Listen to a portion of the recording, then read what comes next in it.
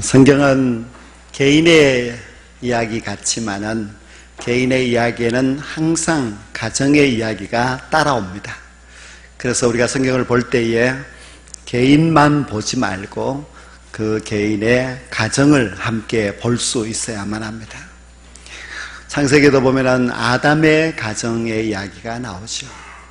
그리고 노아의 가정, 아브라함의 가정, 이삭과 야곱의 가정들의 이야기가 나옵니다. 우리가 성경을 좀 더 잘 알려면은 성경 속에 나오는 가정의 이야기를 잘 알아야 합니다. 왜 가정의 이야기를 알아야 되는가 하면은 우리도 다 가정에 속해 있기 때문에 그렇습니다. 그리고 우리는 성경에서 가정이 어떻게 구원을 받는지 그것도 또 잘 보아야만 합니다. 왜 그렇게 해야 되는가 하면 우리도 우리의 가정이 함께 구원을 받기를 소망하고 있기 때문입니다. 성경에는 가정이 구원받는 일들이 참 많이 기록되어 있습니다. 그런데 우리가 성경을 볼 때에 이 사람의 가정은 어떻게 해서 구원을 받았을까 의심스러운 그런 가정이 있습니다. 그 가정이 바로 여리고성 기생 라합의 가정입니다. 여리고성이라고 하는 가나안 땅의 한 성에 기생이라고 하는 직업을 가진 라합이라는 여인, 그가 그의 가정을 구원하였습니다. 그런데 도저히 구원받을 수가 없는, 구원받을 자격이 없는 그런 가정이 바로 라합의 가정입니다. 왜냐하면 하나님께서 모세를 통하여서 이스라엘 백성들에게 명령하시기를 너희들이 가나안 땅에 들어가거든 가나안 모든 족속들을 다 진멸하라 명하셨습니다. 그렇게 말씀하시는 이유는 그 가나안 땅의 죄가 도가 넘을 정도로 너무 죄악된 땅이기 때문에 그렇습니다. 그리고 하나님께서는 너희들은 가나안 땅에 들어가거든 가나안 족속 그 누구와도 언약을 맺어서는 안 된다 그렇게 명하셨습니다. 그래서 가나안 땅은 다 하나님이 진멸하기로 작정한 사람들입니다. 그런데 여리고성은 가나안 땅이고 그리고 여리고성에 살고 있는 라합도 역시 가나안 여인이기 때문에 절대로 구원받을 수 없는 그런 사람들입니다. 하나님께서 다 멸하라고 한 그 백성들 가운데 있는 라합이기 때문에 라합이 구원을 받을 수 있는 가능성은 참 희박했습니다.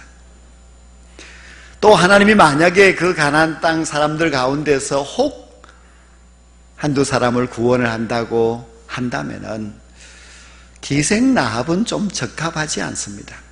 왜냐하면 직업이 좀 안 좋습니다. 왜냐하면 이때까지 그가 죄악으로 살아온 날들이 얼마나 많습니까? 사람들이 다 손가락질하는 그런 아주 나쁜 여인입니다. 정구원을 한다면은 가나안 땅에도 그래도 굉장한 의롭게 살려고 노력한 사람이거나 신분이 높은 왕이거나 또 그런 사람들을 구원하면은 그래도 하나님이 참 좋은 사람을 구원하셨구나 이렇게 인정이라도 받을 수 있는데 기생 라합을 구한다면은 도대체 구원할 사람이 저렇게 없어서 기생을 하나님께서 구원했느냐 하고 아마 하나님이 욕을 얻어먹으실 것입니다. 그러니 하나님이 기생 라합을 구원하는 것은 아주 적합한 인물이 도저히 아니라는 뜻입니다. 기생 라합은 자기 민족의 배신자입니다. 그는 가나안 땅에 살고 있으면서 가나안 땅을 멸하려고 하는 이 이스라엘 백성의 정탐꾼을 숨겨준 사람입니다. 자기 민족을 배신한 겁니다. 그뿐만 아니라 자기 민족의 군인들이 찾아왔을 때에 거짓말을 하면서 두 정탐꾼을 숨겨 주었습니다. 공의로우신 하나님이 보실 때에 이 라합이 행한 일은 자기 민족에게 악한 일을 행하였으니 결코 인정받지 못할 그런 일이라고 할 수가 있습니다. 근데 기생 라합은 왜 난데없이 찾아온 이스라엘의 정탐꾼을 숨겨주고 그를 살려주었을까? 그리고 왜 자기 민족을 그렇게 배신을 했을까? 아마 지금까지 그 천한 일을 하면서 자기 성 사람들에게 무시를 당하고 하였기 때문에 복수심으로 그런 일을 하지 않았을까, 그런 생각을 할 수도 있습니다. 이 기생 라합은 가나안 땅 사람으로서, 또 천한 직업을 갖고 있는 사람으로서, 또 자기 민족을 배신한 그런 여인으로서 도무지 구원받을 만한 자격이 없는 그런 사람이었습니다. 그런데 하나님께서 그 가나안 땅 전체에서 라합이라고 하는 이 여인과 그 가족을 구원해 주셨습니다. 하나님께서 이 라합의 가정에게 전적인 그런 은혜를 베풀어 주신 것입니다. 두 사람의 정탐꾼이 라합과 언약을 맺습니다. 살려주겠다고. 이렇게 맹세하면 안 됩니다. 하나님이 하지 말라고 하셨기 때문입니다. 하나님의 법이 우선이지, 두 정탐꾼이 언약을 맺은 것은 하나님의 법을 어긴 것이기 때문에 그것은 지키지 않아도 되는 것입니다. 그런데 하나님께서는 어찌된 일인지 두 정탐꾼이 언약을 맺을 때도 가만히 계셨고, 나중에 이스라엘의 군대가 라합의 가정을 구원할 때도 하나님은 아무런 말씀도 하지 않으시고 그 가정을 구원해 주십니다. 이 뜻은 하나님께서 라합의 가정을 구원하시겠다고 작정을 하신 것입니다. 하나님이 모세를 통해서는 다 진멸하라고 말씀해 놓으셨는데 그 사이에 하나님의 마음이 바뀌신 것입니까? 하나님께서는 그렇게 명령하시고 언약도 맺지 말라고 하셔놓고는 이 라합의 가정은 구원하시고, 그리고 약속한 그 약속을 지키게 하십니다.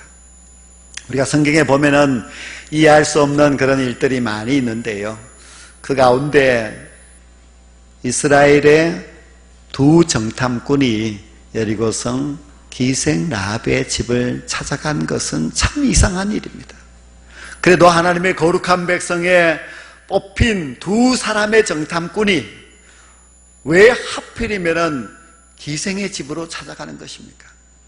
이것은 거룩한 사람으로서, 또한 자기 민족을 위해서 중요한 사명을 감당해야 될 그런 사람으로서 합당한 그런 발걸음이 아니라고 할 수 있습니다.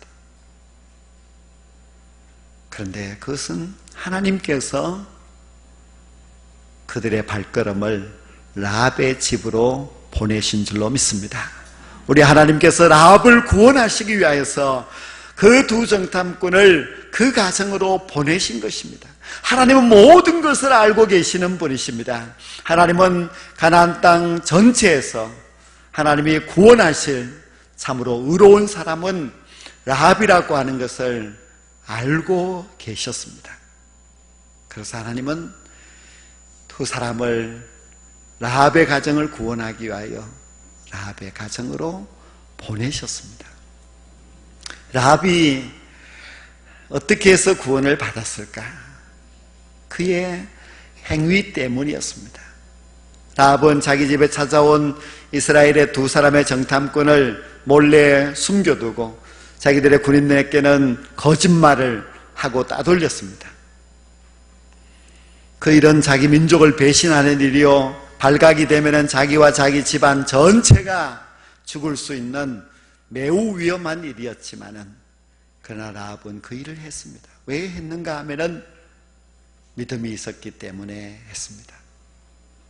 라합의 믿음은 무엇인가 하면은, 소문을 들었는데 이스라엘의 하나님은 자기 백성을 홍해를 가르시고 건너가게 하신 하나님이시며 요단강 저쪽 편에 있는 아모리 족속 두 왕과 그 민족을 진멸하신 하나님이라는 소문을 들었습니다. 그 하나님을 라합이 믿었기 때문에 그 믿음을 가지고서 두 정탐꾼을 숨겨주었습니다. 이 일은 반드시 내가 해야 할 일이라는 것을 그가 굳게 믿었기 때문에 그는 목숨을 걸고 위험이 있지만은 그 일을 행한 것입니다. 믿음이 있는 사람은 얼마든지 모험을 하면서도 그 일을 행할 수가 있습니다.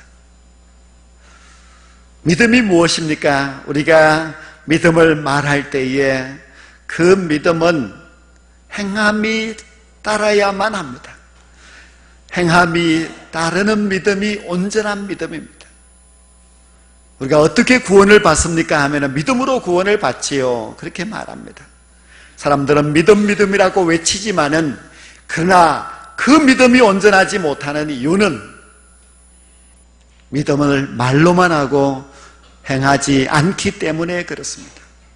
신약 야고보서 2장 말씀에 보면은 이렇게 기록하고 있습니다. 또 이와 같이 기생 라합이 사자들을 접대하여 다른 길로 나가게 할 때에 행함으로 의롭다 하심을 받은 것이 아니냐고 했습니다. 우리는 행함으로 의롭다 받는다 그런 말씀을 들으면 이상하다 그렇게 생각할지 모르지만은 그러나 야고보서 2장 25절 말씀에서는 라합을 보라. 그가 정탐꾼 두 사람을 숨겨진 그 행함으로 인하여서 그가 의롭게 된 것이 아니냐 하는 말씀이며, 같은 야고보서 2장에서는 믿음의 조상인 아브라함을 이야기하면서도 역시 이렇게 말씀하고 있습니다. 믿음이 그의 행함과 함께 일하고 행함으로 믿음이 온전하게 되었느니라고 했습니다.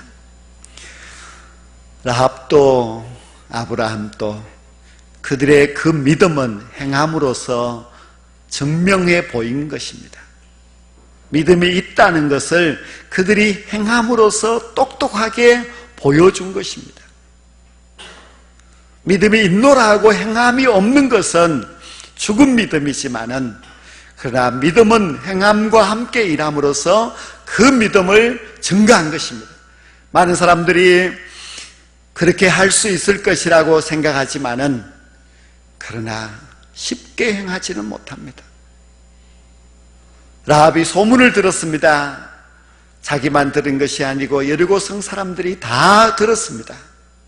여리고성 사람들은 두려워하였지만은 믿지는 않았습니다.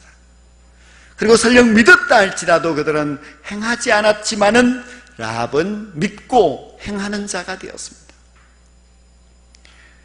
그래서 그의 믿음이 행함과 함께 일함으로 말미암아 라합은 의로운 자라 인정을 받게 됩니다. 여리고성 기생 라합은 본문 12절에서 이렇게 주장을 합니다. 내가 너희를 선대하였은즉 너희도 내 아버지 집을 선대하도록 여호와로 내게 맹세하고 내게 증표를 내라고 했습니다. 이 선대라고 하는 단어는 이런 뜻입니다. 내가 목숨을 걸고 너희들을 숨겨주고 구해주었지 않느냐. 그러니 당신들도 하나님의 이름으로 맹세하여 나와 우리의 가정을 구원해 주셔야만 합니다 하는 그런 뜻입니다. 내가 자비를 베풀었으니 당신들도 내게 자비를 베풀어 주십시오. 그렇게 요구한 것입니다. 라합은 그의 행위를 보여줌으로써 자신을 나타내었고, 그리고 그들의 행위를, 그 라합의 행위를 통하여서 정탐꾼이 라합의 믿음을 본 것이고, 그리고 라합의 요구한 그 맹세를 그가들이 하였던 것입니다. 그런데 라합은 여기에서 자기 자신을 구원해 달라고 요구하지 않고 처음부터 자기의 가족을 함께 구원해 달라고 요구를 하였습니다. 라합이 지금 정탐꾼을 숨겨주고 라합이 선한 행위를 행하였습니다. 그렇지만 라합은 자기만 구원받으려고 하지 아니하고 자기의 온 집안 식구들을 다 구원해달라고 너무나 무리한 그런 요구를 하였습니다. 근데 가만히 생각해 보면은 이것이 가족들의 동의를 받고 이런 말을 한 것일까? 그런 것 같지는 않습니다. 도대체 가족들은 얼마나 하나님을 믿고 있는 것일까? 생각해 보면은 가족들도 믿음이 있을까? 그런 의심이 드는 그런 부분입니다. 하지만 라합은 그런 거 상관이 없습니다. 일단 하나님께로부터 우리의 가정을 구원해 주겠다고 하는 약속을 받는 것이 중요합니다. 그렇게 약속을 받아놓고 그리고 자기의 가족을 설득하고 전도할 수 있는 기회는 아직도 있기 때문입니다. 정탐꾼이 돌아가서 자기 민족을 이끌고 요단강을 건너서 여리고성을 공격해 올 때까지는 시간이 있다. 그때까지 내가 내 가족을 구원하겠다, 전도하겠다, 그 마음이 라합에게 있었습니다. 실제로 나중에 이스라엘 백성들이 여리고성을 공격할 때에 라합의 가정이 구원을 받는데요, 그때 보면은 처음 요구한 것보다도 더 많은 사람들이 구원을 받습니다. 처음에는 나와 내 부모와 내 남녀 형제와 그리고 그 가족들을 구원해 달라고 했는데 나중에 보면은 그의 친족들까지도 구원을 받습니다. 이것은 라합이 그동안 정말 열심히 전도하여서 많은 사람들을 구원하였다는 뜻입니다. 모든 사람들이 라합의 말을 듣고 믿고 이제 그 구원의 날을 기다린 것입니다. 구원에 대하여서는 욕심을 부리는 것은 결코 잘못이 아닙니다. 구원에 대하여서 나만 구원받아야 되겠지, 그것보다는 내 가정을 다 구원해 주셔야지요 하고 하나님 앞에 구하는 것은 하나님이 기뻐하십니다. 구원에 대하여서는 우리가 얼마든지 욕심을 부려야만 합니다. 나뿐만 아니라 내 모든 친족들까지도 다 구원받아야 됩니다. 그것이 바로 라합의 거룩한 욕심이었습니다. 전도하는 것, 구원하는 것, 이것은 우리가 얼마든지 욕심을 부려도 아무 문제가 없습니다. 사랑하는 성도 여러분, 여러분의 가정에서는 여러분이 라합이 되시기를 간절히 원합니다. 여러분 때문에 여러분의 가족 모두가 구원받게 되는 놀라운 역사가 일어나게 되기를 간절히 소망합니다. 나만이 아니라 나를 통하여서 내 가족이 다 구원받는 것, 이것은 우리 하나님께서 기뻐하시고 원하시는 일입니다. 그래서 신약 성경에도 보면은 주 예수를 믿으라, 그리하면 너와 네 집이 구원을 얻으리라, 그렇게 약속하셨습니다. 주 예수를 믿으면 너만 구원받는다 하지 않으시고 너와 네 가정이 구원을 받는다고 약속하셨으니 우리는 지금부터 더 거룩한 욕심을 가지고 하나님, 라합의 가정을 구원하셨던 그 하나님, 나와 네 가정을 구원하여 주십시오 하고 거룩한 욕심을 가질 수 있기를 원합니다. 어느 회사에서 신입사원을 모집하기 위하여서 공고를 내었더니 많은 사람들이 지원을 하였습니다. 어쩔 수 없이 시험을 치르기로 했습니다. 시험 문제는 딱 한 문제인데요, 내용이 무엇인가 하면은 어느 젊은 청년이 차를 몰고 시골길을 가고 있었습니다. 근데 그 차는 2명밖에 타지 못하는 작은 차였는데 그날따라 날씨가 좋지 않아서 비가 많이 내리고 있었습니다. 그런데 그 마을 입구에 버스 정류장에 버스를 기다리는 3사람이 있습니다. 첫 번째 사람은 나이가 많고 병이 들어 신음하고 있는 노인이었고, 두 번째 사람은 의사인데 가만히 보니까 이 청년을 과거에 살려준 생명의 은인인 의사입니다. 세 번째 사람은 이 청년이 평소 늘 기대하였던 이상형의 아가씨였습니다. 당신은 이 세 사람 중에서 누구를 태우시겠습니까? 한 명밖에 못 태우니까요. 어떤 사람을 태우시겠습니까? 그것이 질문입니다. 그 시험 문제입니다. 여러분들은 누구를 태우시겠습니까? 그런데 그 시험에서 합격한 한 젊은 청년이 있었습니다. 그의 답은 이렇게 되어 있습니다. 저는 제 차의 키를 의사에게 드려서 의사 선생님, 이 할머니를 빨리 모시고 병원으로 가십시오. 저는 남아서 이 이상형인 아가씨와 버스를 기다리겠습니다. 그거였습니다. 근데 이런 사람은 정말 우리 회사를 위해서, 이 사회를 위해서 참 적합한 인물이라고 해서 그가 합격이 된 것입니다. 여러분들도 다 그렇게 생각하고 있었죠? 네, 아주 지혜로우신 분입니다. 근데 모든 것은 다 기회가 있고 그 기회는 다시 돌아오지 않을 수가 있습니다. 라합은 자기에게 주어진 딱 한 번의 기회, 그것을 놓치지 않는 지혜로운 여인이었습니다. 라합이 지혜로웠기 때문에 그는 그 주어진 기회를 정탐꾼을 숨겨주면서 자신의 믿음을 분명하게 드러내었습니다. 가족의 소중함을 느낄 수 있는 추석 명절이 다가오고 있습니다. 여러분에게 있어서 가족은 어떤 존재입니까? 그저 명절에 잠시 만났다가 그리고 헤어지는 그런 사람들이 가족입니까? 가족은 참 소중합니다. 우리는 라합의 마음을 가져야만 합니다. 하나님이 내게 주신 이 기회를, 나의 지혜를 다하여서 내 가족을 구원하리라. 그런 구원에 대한 간절한 열망이 있어야 됩니다. 그러면 하나님께서 얼마든지 그 기회를 잘 사용할 수 있도록 여러분에게 지혜를 주실 것입니다. 주 예수를 믿으라.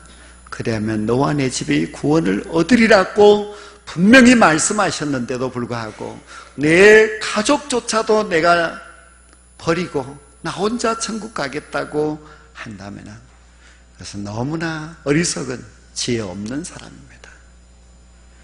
하나님이 주신 이 좋은 기회에 여러분과 여러분의 가정이 주님을 영접하고 주님을 찬양하고 믿음으로 고백하셔서 다 함께 천국에 이르게 되는 귀한 복을 받게 되기를 주의 이름으로 간절히 축원합니다. 기도드리겠습니다. 하나님 아버지,